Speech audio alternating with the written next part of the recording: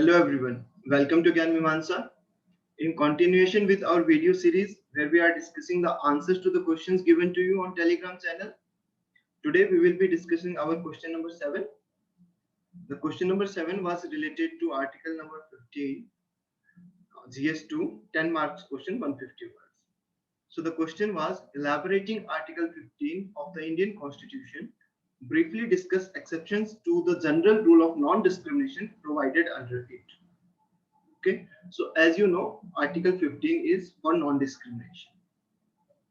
There are few guidelines, few points on which the state cannot discriminate against any of the citizens.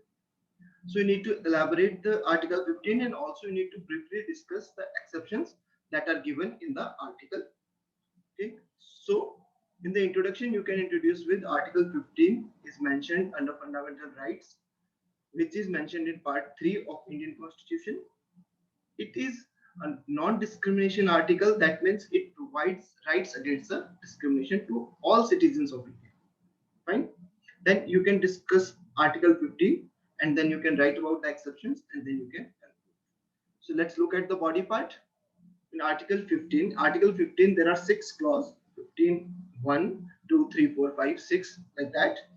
So the first clause says, the state shall not discriminate against any citizen on grounds only of religion, race, caste, sex, and place of birth, or any of them. So here the only word means the discrimination on other grounds other than religion, race, caste, sex, and place of birth can be done by the state. So this is on the state. So this obligation is on the state, the first part. The second part says no citizens shall, on the grounds of only of the same other above grounds, religion, race, caste, sex, and place of birth, or any of them, be subject to any disability, liability, restriction, or condition with regard to cannot be discriminated, to be very clear, on access to shops, public restaurants, hotels, and places of public entertainment, or to use the wells, tanks, bathing guards, roads, and places of public resort maintained wholly or partly out of the state funds or dedicated to use of the general public. Means, as we see, Article 1 was the obligation on state. Article 2 is obligation both on state and general public. That means private person. So this says that state cannot discriminate. This says that it is our right that we cannot there cannot be any discrimination against us, even by the general public or private person also, even to access to shops, public restaurants, hotels, and places of public entertainment. That means you cannot be denied admission or anywhere, any school or any public entertainment place or hotels. You cannot be denied entry on the basis of religion, race, caste, sex, and place of birth only. That means other things they can deny you. For example, if you are creating any nuisance, then they can deny you the entry. But on these grounds, you cannot be denied. That is the second part of Article 15. Then we will look at the exceptions. They are also given in the Article 15 itself. The third clause of Article 15 says, nothing in this article shall prevent the state from making any special provision for women and children.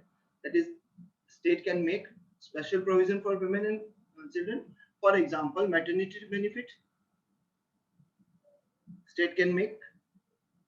State can give Indira Gandhi Matritva Sahyog Yojana. State can provide relief.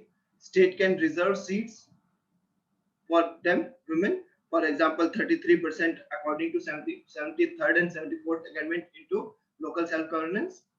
And also for children, state can make provisions. For example, Right to Education Act, Article 21A. So these are few things that state can do for women and children, and you needed to write these examples also. What fourth clause says is, it provides the state for making any special provision for advancement of any socially and educationally backward classes of citizen or for the scheduled caste or scheduled tribes. So here it was educationally backward. A lot of students wrote economically backward. No. SEBC means socially and educationally backward classes, not economically backward classes. So for them, state can make provisions including SCs and STs. Okay. So up to here was in the original constitution. Then to widen the non-discrimination and for positive discrimination, we can say this is affirmative action also. Reservation is also called as affirmative action. For affirmative action and for positive discrimination, the fifth clause was added by 93rd Amendment Act of 2006, where it empowers the state for making any special provision by law for the advancement of above socially and educationally backward classes relate to their admissions in educational institute, including private educational institution, whether aided or unaided by the state, other than the minority educational institution.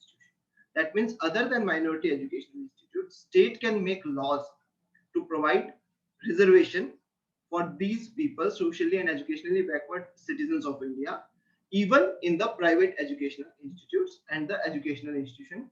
By this, the OBC reservation in premier central institutes like IITs, AIMS, etc. was given. Before that, it was only in the few institutes. Then the sixth clause, it was added by 103rd Constitutional Amendment Act, recently 2019 only. It empowers the state to make special provisions for the advancement of any economically weaker section. So here it was educational, it was in 93rd Amendment 2006, and here came the economically weaker section clause with the 103rd Constitutional Amendment Act of 2019. So you needed to write this. Then you need to conclude it. You can conclude your answer by writing that although in confirmation with Article 14 that likes should be treated alike, the Constitution and with the subsequent amendments through Article 15 states that positive discrimination, that is affirmative action, can be taken by the state for the welfare of the society and for the integrity of our country. Like this, you can conclude your answer. So this was all about the question, and we have posted the next question on Telegram group. Thank you for watching. For any queries, you can email me at info@gyanmimansa.com. And all the links of Telegram channel, YouTube channel, Facebook, etc. would be provided in the comment section and the description. Thank you. All the very best. Take care.